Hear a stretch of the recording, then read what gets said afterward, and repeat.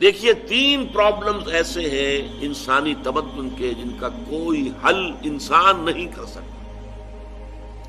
سب سے پہلا مسئلہ اور سب سے پرانا مسئلہ، ابدی مسئلہ ہمیشہ سے ہے جب سے انسان ہے، عورت اور مرد کے حقوق و اختیارات میں کیا تقسیم ہونی چاہیے۔ آپ کو معلوم ہے افراط و تفریط، یا تو عورت کو ملکیت بنا دیا گیا، جیسے بھیڑ بکری جو ہے آپ کے کھوٹے سے باندھ رکھی ہے، ایسے ایک عورت بھی باندھی ہوئی ہے، وہ آپ کی ملکیت ہے، اس کے کوئی حقوق نہیں ہے، اس کا کوئی لیگل سٹیٹس نہیں، اس کا کوئی تشخص نہیں، کوئی ہے ہی نہیں۔ یا وہ انتہا ہوگی اور یا وہ انتہا ہے جو آج آ گئی ہے، بالکل مرد کے شانہ بشانہ، ساری تخلیقی مصلحتوں کو چھوڑا، ساری جو بھی انسان کی جو انیٹومیکل جو بھی ڈفرنسز ہیں ان کو چھوڑا، جو سائیکولوجیکل فرق ہے ان کی تخلیق میں، اس کو ایک جیسے برابر، قطعاً نہیں۔ ان دونوں کے درمیان کیا توازن ہے؟ یا وہ لونڈی بن گئی، بھیڑ بکری کی طرح کی ملکیت بن گئی، اس کا کوئی حق نہیں، اس کا کوئی لیگل سٹیٹس نہیں، اس کے والدین نے جہاں چاہا شادی کر دی، اس کی مرضی پوچھنے کا کوئی سوال ہی نہیں، جس کے چاہا حوالے کر دیا۔ وہ آج جو چل رہی ہے ونی کی رسم، وہ عورت کا کیا اختیار اس کے اندر ہے، اس بچیوں کا کیا اختیار ہے؟ وہ 1.5 سال کی ایک بچی بھی دے دی گئی ہے، انا للہ و انا الیہ راجعون، جو چاہے کرے۔ یہ تو ایک انتہا ہے۔ دوسری انتہا بالکل برابر، نتیجہ کیا نکلا ہے؟ بالکل برابر میں خاندانی نظام برباد ہو گیا، اس لیے کہ ایک ادارے کے 2 سربراہ برابر اختیار والے نہیں ہو سکتے۔ کسی محکمے کے 2 ڈائریکٹر ہو سکتے ہیں، کسی فرم کے مینیجنگ ڈائریکٹر 2 ہو سکتے ہیں، ڈائریکٹر 10 بنا لیں آپ، مینیجنگ ڈائریکٹر 1 ہوگا۔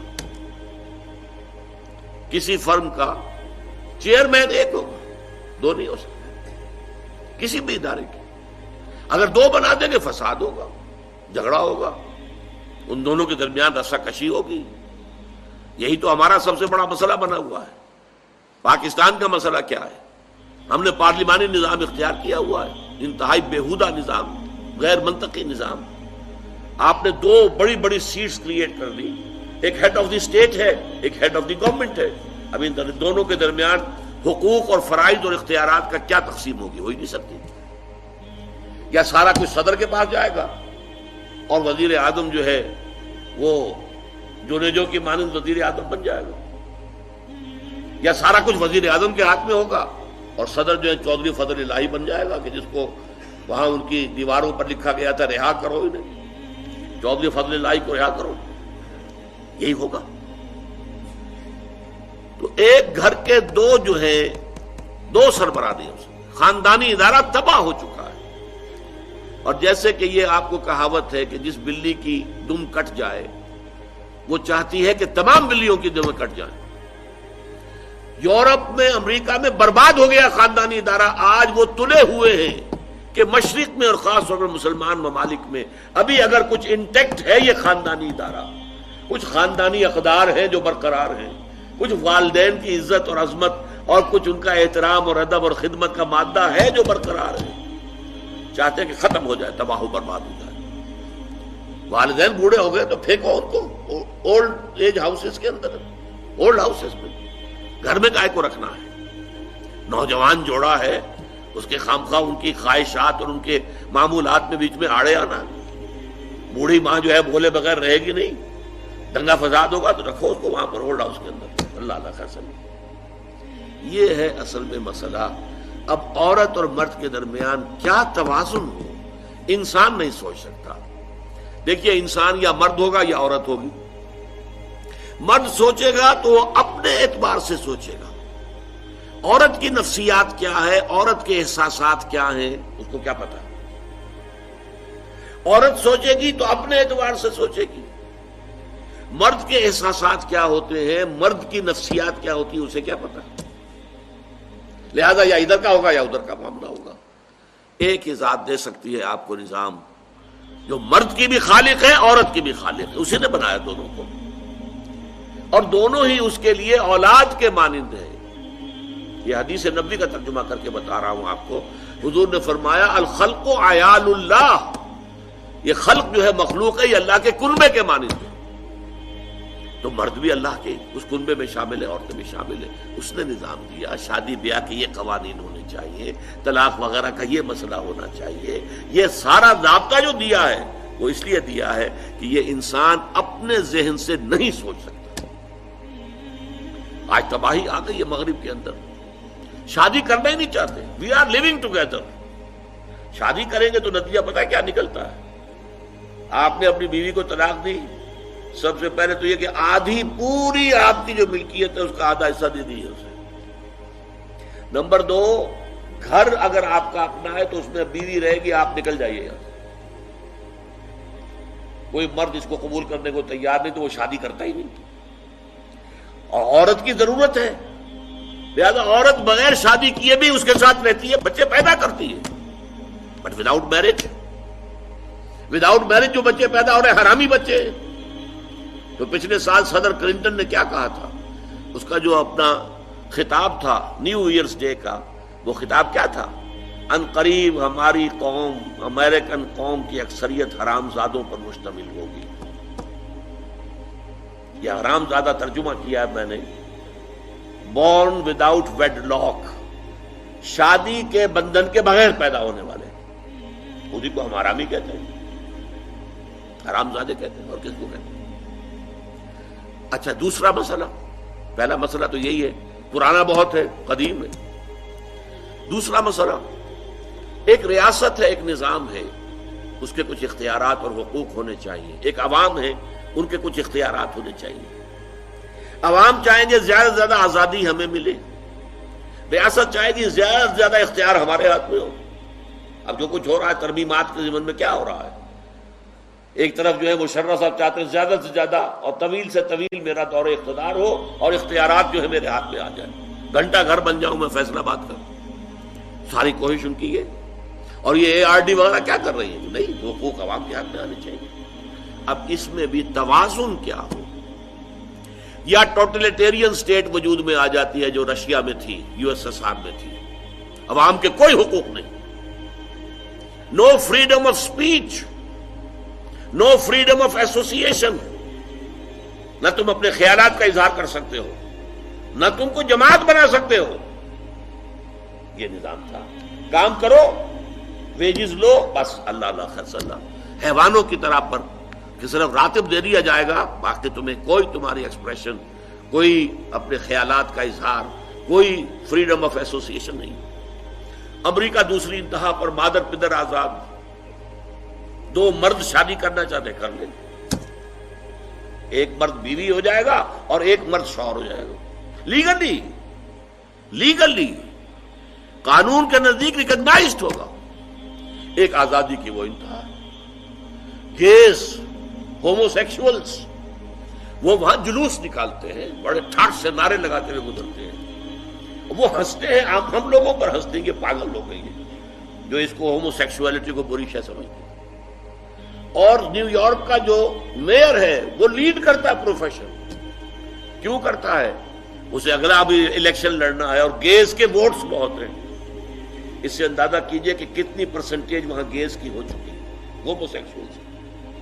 یہاں تک کہ طے کر دیا گیا ہے مذہبی میدان میں بھی گیز کو اجازت ہے، وہ پادری بن سکتے ہیں. گیز ہیں، ہومو سیکشولز ہیں. فطرت کے خلاف کام یا وہ آزادی ہے. تو کہاں ہے بیلنس؟ انسانی ذہن کے لیے ناممکن ہے اس بیلنس کا تلاش کرنا. نمبر 3، سرمایہ اور محنت. پروڈکشن جو بھی ہوتی ہے 2 چیزوں سے ہوگی. سرمایہ دار تھا، اس نے کارخانہ لگایا ہے، اتنے کروڑ روپے لگا دیے ہیں، یہ کیا ہے، وہ کیا ہے، یہ سرمایہ ہے. لیکن وہ کیا کر لے گا اکیلا؟ 10,000 آدمی کام کر رہا ہے، لیبر ہے. اب جو کچھ بھی بن رہا ہے، جو پروڈکٹ بن رہا ہے اور جو اس سے آمدنی ہو رہی ہے، اس میں دونوں کے حصہ ہے، لیبر کا بھی حصہ ہے اور سرمایہ کا بھی حصہ ہے. لیکن منافع میں کتنا حصہ سرمایہ کا ہوگا، کتنا لیبر کا ہوگا، کون طے کرے گا؟ یا تو سرمایہ داری بن جائے گی، سب میں تو آپ کو 10 روپے دے سکتا ہوں ڈیلی ویج، منظور ہے تو کام کیجئے ورنہ چاہیے دفع ہو جائے گی. اور بہت سے آپ کے بھائی موجود ہیں جو 10 روپے پر کام کرنے کے لیے تیار ہو جائیں گے. ساری دولت سمٹ کر جا رہی ہے کارخانے دار کے ہاتھ میں۔ کیپٹلزم جو کیپٹل ہے، جو سرمایہ ہے، اصل جو ہے دولت اسی کی طرف، روپے کو روپیہ کھینچتا ہے، پیسے کو پیسہ کھینچتا ہے۔ لہذا امریکہ میں آپ کو ایسے لوگ مل جائیں گے جنہیں اپنی دولت کا اندازہ نہیں ہے کہ کتنی دولت ان کے پاس ہے، بلینز آف ڈالر کا ایک ایک چیک لکھ سکتے ہیں، اور یہودی ہے وہ۔ دوسری طرف امریکہ میں آپ کو گھیٹوز مل جائیں گے، گھیٹوز، اور ایک ہی جزیرہ ہے مینہٹن، کوئی 11 میل لمبا ہے، چوڑائی کہیں 2-3 میل ہے، کہیں ذرا زیادہ ہے۔ اس کے ساؤتھ میں جہاں یہ 2 بڑے بلڈنگیں کھڑی تھی جو گرائی ہیں، جو بھی تھے دہشت گرد، یہاں پر یہ اس کا ریچسٹ حصہ ہے، پوری دنیا کی دولت یہاں جمع ہے، سارے بینک وہاں ہیں۔ اور اسی جزیرے کے شمالی علاقے کے اندر گھیٹوز ہیں، افرو امریکنز، کالے امریکی، یوں سمجھیے کہ سب ہیومن لیول پر رہ رہے ہیں، حیوانوں کی طرح زندگی گزار رہے ہیں۔ یہ ڈسپیرٹی نظر آ جائے گا۔ تو اب عدل و انصاف کی کیا شکل ہو؟ یا وہ ہے جو رشیا میں اور USSR میں تھا، یا یہ ہے جو امریکہ میں اور اس کے الائز کے اندر ہے؟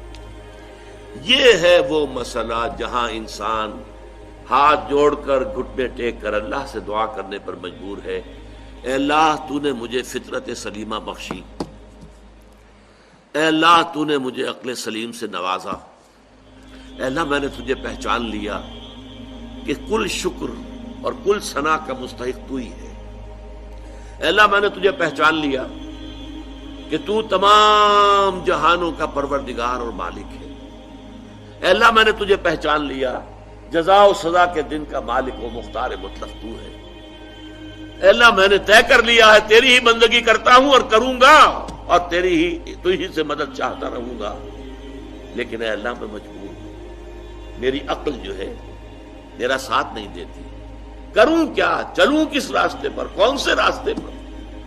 یہ عملی حصہ ہے دین کا، وہ سارا تھا فکری، نظری، ایمانی حصہ، الحمدللہ رب العالمین الرحمن الرحیم مالک یوم الدین، یہ کیا ہے؟